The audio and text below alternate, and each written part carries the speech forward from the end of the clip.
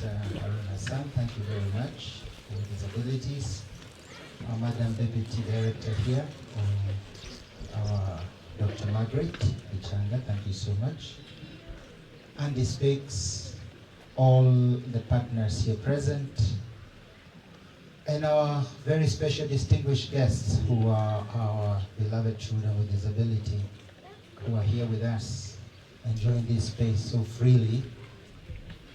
And I've heard you being called guys, bikers. I don't know whether you like that word, guys. Our beloved bikers who love fun and while having fun do contribute to the social needs of all people. Let me greet you once more. Good morning. Good morning to you all. Good morning. I will say a few things. My love for special needs dates way back in 1978. When my father was appointed to work with special children as an education officer. We didn't know what that meant. We started getting visitors at home who were different. And some of those visitors made an impact. The first one I recall was a teacher or a principal, I'm not sure, of Joy Town School for the Blind, I think it was Ika School for the Blind, who came and spent 2 days with us. And we were all amazed that this man would do anything. I mean, he was doing everything and didn't need our help. We were amazed at the ability of this man who we called blind.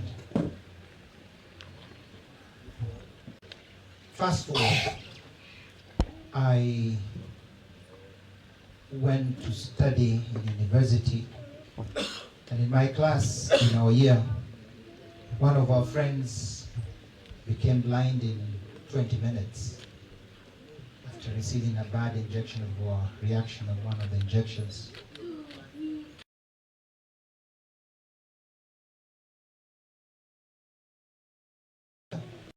Came back and started a new course. The man excelled with the first class honors. Today he's Justice Laibuta. I was asking, what can we do when you meet these kind of people? That shook me, that you can count yourself blessed, but perhaps not see the needs of those next to you. And always the question was, what role do I have to play in this? Fast forward still. I come back as, I change professions, and I become a priest, and I come back as a priest. And I am talking to a lawyer and speaking to him about his life and family. And he tells me, oh, I just don't know what to do. My family is broken, and my daughter, who is now 20, we just don't know what to do. So I said, what's wrong with her? He says, she's autistic. So I say, auto what? I don't know whether you guys went through that. Auto what? Because it's auto is car or automatic. So what's this auto business? What does it have to do with a human? I then I met this person, this young lady, beautiful lady, but obviously difficult to communicate with. And when she was in her meltdowns, she was impossible to contain. And I understood first how difficult it is to be a parent of a child with autism. Fast forward. I am a bishop and things become very complicated. So I'm thrown into the world of the deaf here in Muhera. In Kitui, there is a school, and I'm introduced to deaf blind. Another shocker. So I have these kids in this place, I go there, and I realize that the kids start to recognize you. Even sometimes they taste you. They know you're the one, and they'll be happy. And the other guys, sometimes they'll come and they'll be annoyed. started asking, how do I get to them to make them understand a world beyond where they are?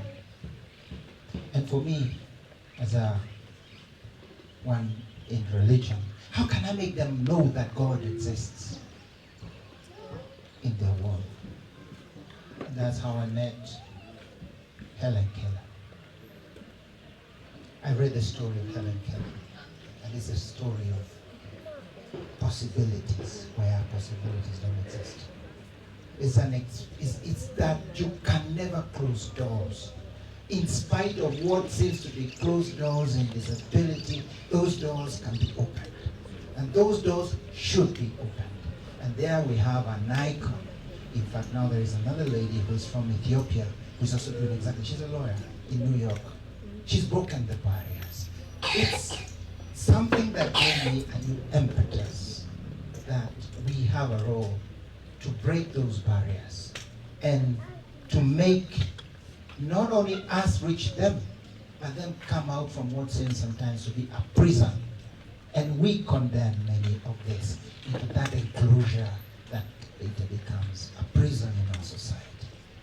Helen Keller was my discovery of possibilities and gave me tremendous impetus. Now we have in Kitui, deaf-blind unit. I think we have about 10 kids. It's quite tough.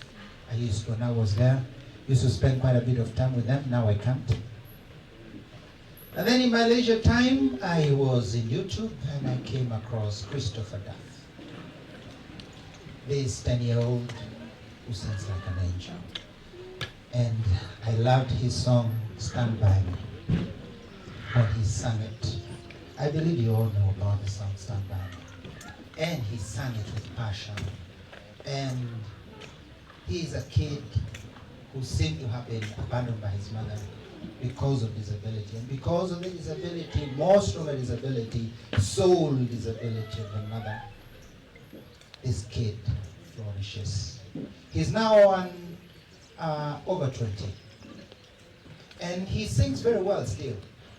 And he's very elegant. And he goes about his life. Again, this was my second encounter now with autism. And this time I spent time reading about autism. And from the last 10, 11 years, I've been reading and understanding and trying to understand, but I never quite understood. And what does God want with us? And when I read and I asked, I was told about some Mrs. Noike who had started a place near Lavington. It was the only school there. And I was looking for people who could teach, who could help me learn. So, long story short, I started noticing autistic children around. And I started noticing the suffering, the desperation of many parents, especially mothers. And I said, this is where church is supposed to give hope. Yes, we go to the people who are desperate because they're poor, because they don't have dwellings, because perhaps justice they've been treated unjustly. All those are people who are desperate. But here are also people who seem to lose hope. They come to church, and the child who is therefore hyper and uncontrollable becomes impossible to keep in church. And so we people in church say, hey, Mom, that child is making a nuisance. You can't control him, please don't come. Please keep out, be out there. We didn't realize we are the one who are stigmatized.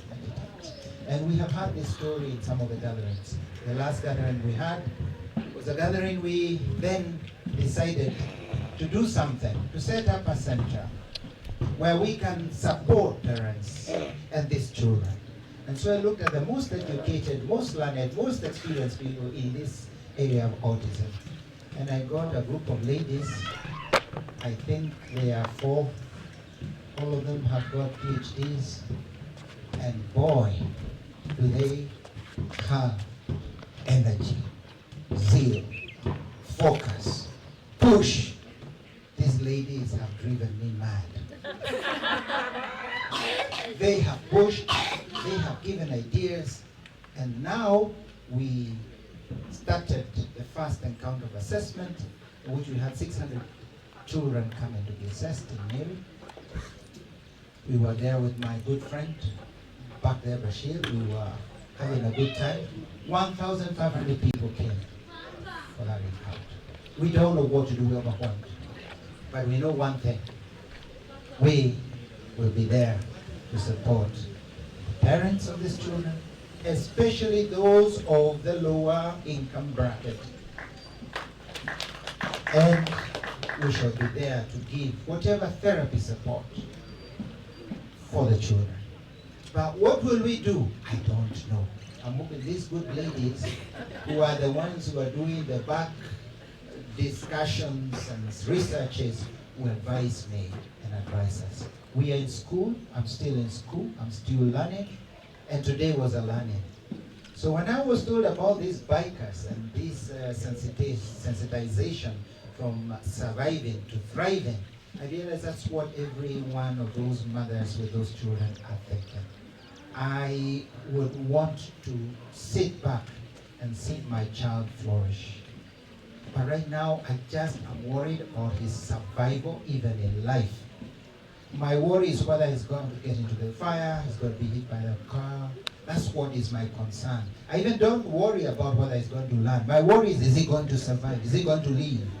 Can we move from there to make him, is he going to blossom? Who will he become? Who has God set up to be? Who is it? What's his mission? And at times, it's a tough journey. But here we are. We started this journey by accompanying the bikers. So you are the ones, bikes always seem very powerful. You make a lot of noise, you look cool, and but sometimes you don't know the guy under the biker clothing. Most of you are very soft guys, very nice guys, very loving guys. But when on that motorbike, you look like, hey, yes. Perhaps we will discover this also, and you are going to accompany us even with your soft side, plus making it this particular awareness with Father. I finish off with just the comparison that I thought happens with our autistic children. We know the story has been told 1,000 times, the bamboo tree story, which most of our children of autism do not get to speak in the first 5 years. In fact, they don't get to communicate. Many of them, the first 5 years are tough, and the mother and the father are there wondering what's happening. And I think that bamboo story helps us. The bamboo story is where the Chinese bamboo takes 5 years before it even sprouts. It's under.